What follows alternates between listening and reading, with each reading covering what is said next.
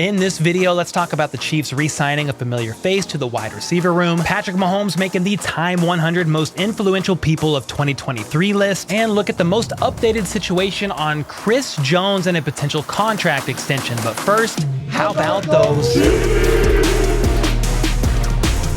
First up, KC's own QB1 Patrick Mahomes himself was listed as a cultural titan on the Time 100 most influential people of 2023 list, a list that began 2 decades ago as an annual list of the world's most influential people that is exclusively chosen by Time editors, with nominations coming from the Time 100 alumni and the magazine's international writing staff, and grouped into categories comprised of artists, innovators, titans, leaders, icons, and pioneers. And enough of the details. It was just pretty cool to see Mahomes on this list alongside people like Michael B. Jordan, Mr. Beast, soccer star Lionel Messi, Beyonce, and a bunch of other people that are possibly way more important than most of the names I just mentioned, but I have no clue who most of them were, so it is what it is. Anyway, here's what was said about Mahomes by Peyton Manning. He complimented the way Mahomes served as a counselor at the Manning Passing Academy years ago, then said, quote, "Patrick is setting new bars. All these young players around the country are trying to imitate his sidearm throws and incredible plays, but I hope they know he's also an incredibly hard worker. He appreciates the cerebral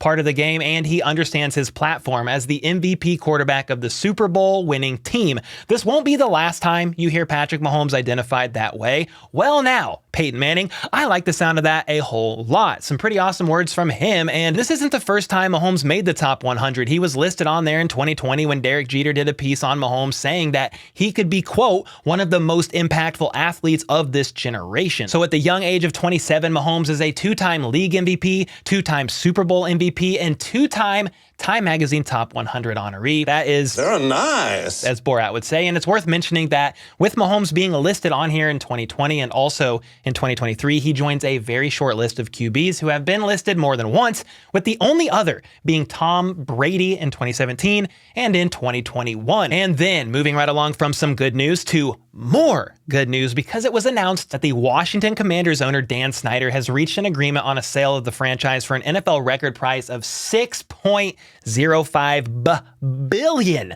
The sale isn't final, but if all goes well with at least 3/4 of the league's 32 owners approving it, it should happen. And it's being sold to Josh Harris of Harris Blitzer Sports Entertainment, which means absolutely nothing to me, but apparently this man owns the Philadelphia 76ers, the New Jersey Devils, and is currently a minority owner of the Steelers, and is the head of an investment group that includes Mitchell Rales and NBA legend Magic Johnson. Well, the rich indeed get richer as Dan Snyder gets rewarded with $6 billion, at least I think he gets $6 billion, maybe he doesn't get all of it, I don't know, but he gets $6 billion in a sale for being an absolute dirtbag. But I'm just glad Eric Bieniemy will hopefully be a part of a team, if all goes through in the Commanders, that has a clean slate as far as the ownership is concerned. And then I dropped a video on this yesterday, but the Chiefs made another move at the wide receiver position, re-signing Justin Watson to a 2-year deal worth $3.5 million with $1.4 million guaranteed and $2.5 million in incentives to potentially reach $6 million in total, per Jeremy Fowler of ESPN. And this is a nice depth piece signing, nothing more in theory, as Justin Watson only contributed 315 yards and 2 TDs last season, but he did run the 3rd most routes of all wide receivers on the roster, only behind Juju Smith-Schuster and MVS. So he's a guy that's shown he can contribute in Andy Reid's offense, and by signing for 2 years, I think the Chiefs believe in him as a trustworthy depth piece to have at the disposal of Patrick Mahomes. After all, it's a long season and the Chiefs need to be prepared for potential injuries, and Watson was clutch enough at times last season that I think this signing was a good one. Not a, move the wide receiver room into the next stratosphere signing, but a good depth signing to say the least. And with the roster addition of Richie James last week and now Justin Watson, the roster is now comprised of MVS, Kadarius Toney, Sky Moore, Richie James, and Justin Watson. Those are my current wide receiver 1 through 5, not in that order, but the potential 5 that are more than likely going to make the roster, with others aiming to fight for a roster spot in Justin Ross, John Ross, Amir Smith, Marset, Cornell Powell, and Jerry and Ely. On top of that, the Chiefs will draft at least 1 wide receiver and could still add a veteran anytime after the draft, after they free up more cap space, that is, by hopefully extending the greatest defensive tackle in the game, Chris Jones. And speaking of Chris Jones, we got to talk about him, his potential contract extension, and where both parties are at least up until this point. Back in 2020, the Chiefs franchise tagged Chris Jones, and just 24 hours before the deadline in July of that year, both parties agreed to terms on a 4-year, $80 million contract extension. Well, fast forward 3 years later, and here we are with Jones on the last year of his current deal that comes with a whopping cap hit of $28.2 million.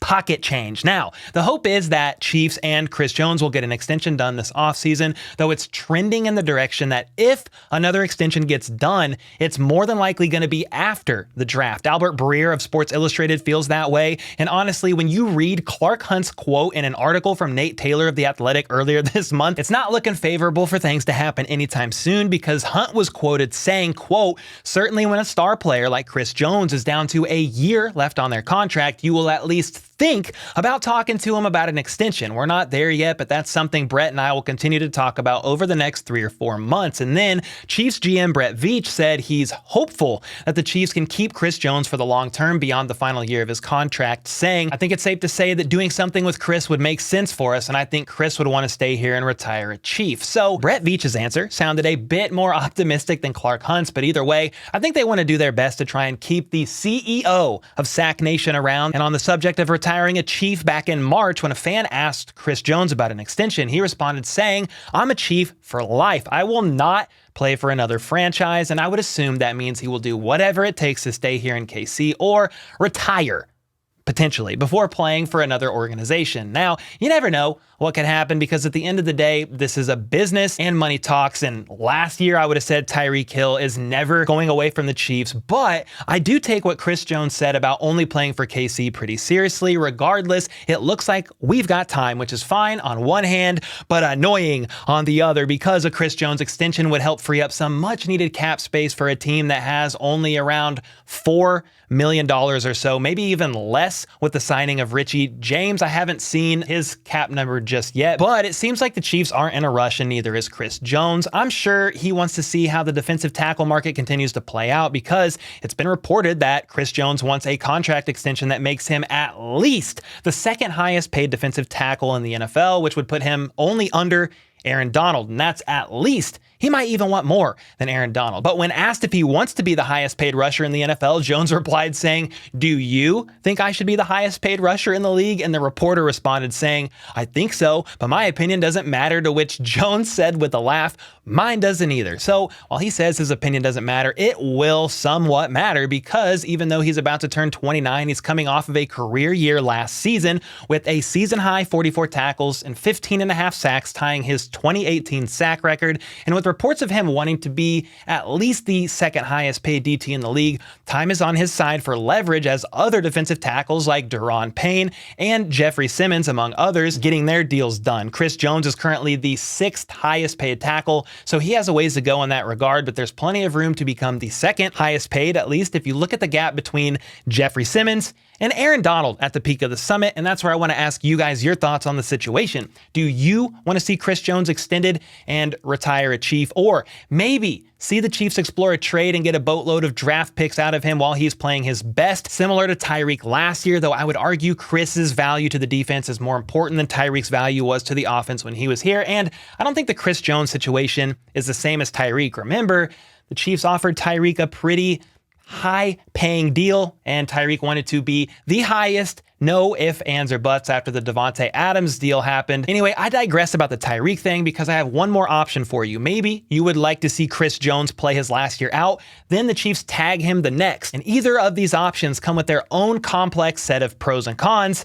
It's not an easy answer, but I personally would hope for a Chris Jones extension, that the Chiefs would keep him around for years to come, and Chris Jones, like Travis Kelce will do here in the next handful of years, will retire playing only for one organization, and that is the Kansas City Chiefs. Anyway, let me know your thoughts on all that in the comments down below, and until next time, let's go. Let's freaking go. How about those?